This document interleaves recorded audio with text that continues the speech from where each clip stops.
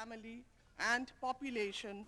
10 years ago today, representatives from 179 countries met in Cairo to address the complex and interconnected needs of population and development. The International Conference on Population and Development was a landmark effort aimed at balancing the world's people with its resources, as well as improving the status of women and ensuring universal access to reproductive health care and family planning. The program of action that emerged from the conference recognized that population size, growth, and distribution are closely linked to prospects of economic and social development, and that action in one area reinforces actions in the other. Population has impact on development, and one will notice that when people have other means of fulfilling themselves and achieving their goals, their families tend to be smaller too.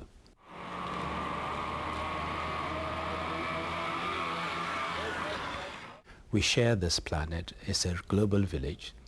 We will be adding about 2 billion people more in the next 25 years or so. Most of them will come from the developing world with needs and concerns which we all need to be concerned about. The United Nations Population Fund is the lead agency in implementing the program of action throughout the world. UNFPA, in partnership with governments, non-governmental organizations, and civil society associations, has helped establish, expand, or sustain population programs in 149 countries. As a consequence of UNFPA's advocacy work, most governments have successfully integrated population concerns into their development strategies.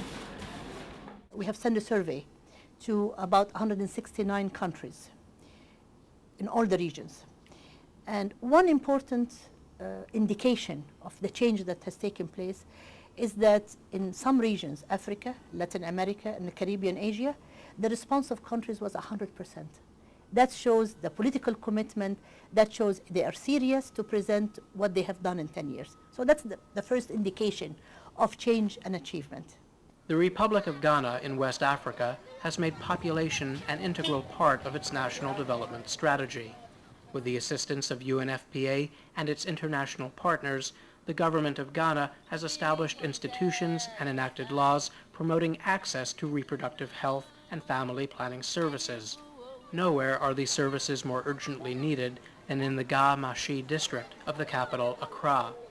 Because houses have been built within the houses, there are no more space, open spaces for people to do things. And so what you get is a large population living in an area of about 2 square miles. And we're talking about a population of about 300,000. Since 2001, new community-based health facilities like the Well Baby Clinic have been improving conditions for thousands of families in Ga-Mashi. Staff members attend to their small patients' health needs and instruct parents in the benefits of planning their families and having healthier children. The young women of Old Accra are grateful for the lessons. There are a number of issues that they discuss about being a good mother. If you have large families, you can't be a good mother because you can't support a large family. So they offer advice on family planning. Foremost among the Cairo goals is universal access to quality reproductive health services by 2015.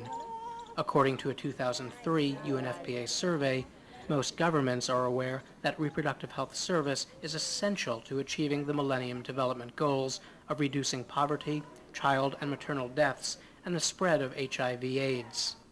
Maternal mortality reduction, infant and child mortality reduction, educational increases, particularly for girls. These are part and parcel of the Millennium Development Goals, and they're directly found in the program of action. But it's also the case that meeting the goals of the Cairo program of action will facilitate the attainment of the Millennium Development Goals. The Millennium Development Goals is a very, very concrete objectives with roadmap for all the countries to reach. It's an agenda that is declared by the presidents of the countries for them to be accountable toward themselves and their people. And in the 8 goals, we say at least 4 of the goals are directly linked to the Cairo Agreement, the international agreement. Basically, maternal health, that's where we, is there related to maternal mortality, infant, HIV/AIDS, and empowerment of women. But increasingly desperate conditions in the poorest countries and reductions in funding for population programs, notably for women's health and education programs, threaten to reverse much of the progress made since the Cairo conference. More than 350 million couples still lack access to a full range of family planning services. Complications of pregnancy and childbirth remain among the leading causes of death and illness among women of reproductive age in many parts of the developing world. An estimated 5 million new HIV infections occurred in 2003. 40% were in women and nearly 20% in children. There's a funding challenge that is absolutely critical. The international community pledged itself, the donor community, to pay up to 2/3 of the costs of a comprehensive package of population and reproductive health. At this point, they have only met half of the level of their pledge. They are $3 billion short of what they pledged to make available at this time.